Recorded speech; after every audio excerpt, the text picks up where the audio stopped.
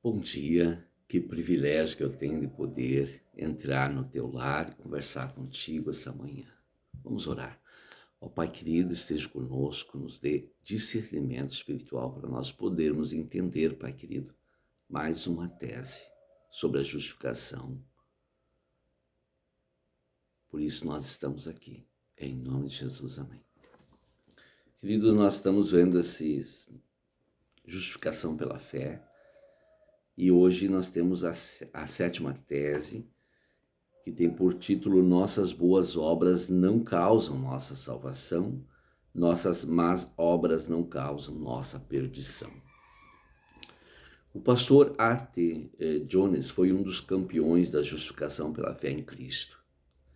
Isoladamente, durante o ênfase em 1888 em nossa igreja, ele era evidentemente um orador inflamado e bastante individualista. Em seu entusiasmo, ele exagerou em sua apresentação e o Senhor enviou-lhe uma mensagem de conselho.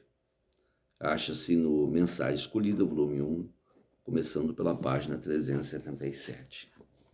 O pastor Jones havia repetidas vezes declarado que as boas obras não valem nada e que não há condição para a salvação. Ellen White lhe disse: sei o que quereis dizer, mas deixais uma impressão errada nos espíritos. Conquanto as boas obras não salvam alma alguma, é impossível que uma única alma se salve sem as boas obras.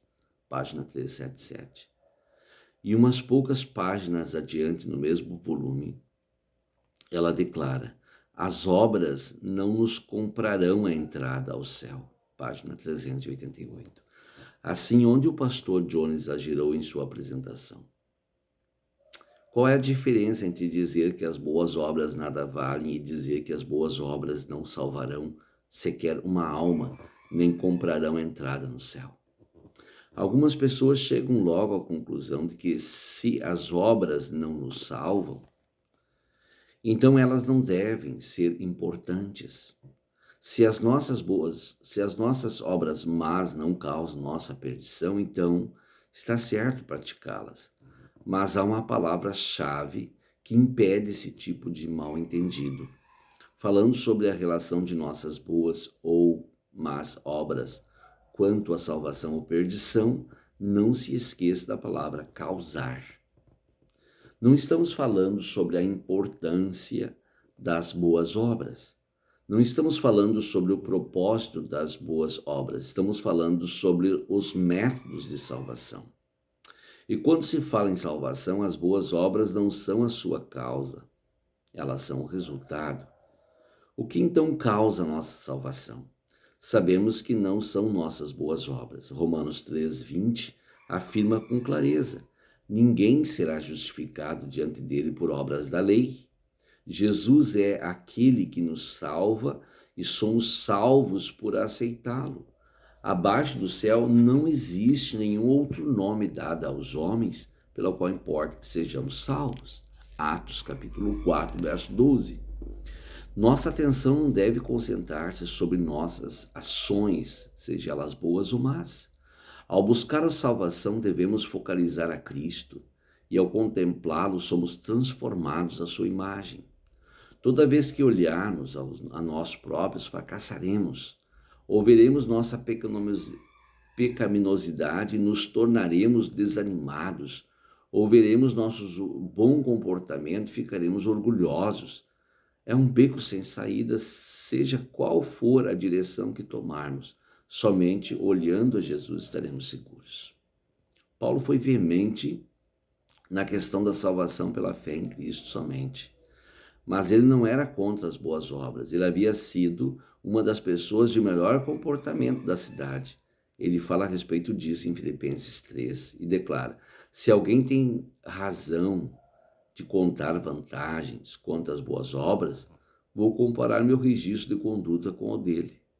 No final, entretanto, ele considerou tudo isso como perdido, quando a comparou com a justiça de Cristo. Julgado pela letra da lei, segundo os homens a aplicam à vida exterior, haviam-se abstido do pecado, Mas quando olhou as profundezas dos santos preceitos e se viu a si próprio como via Deus, prostrou-se humilde e confessou a culpa.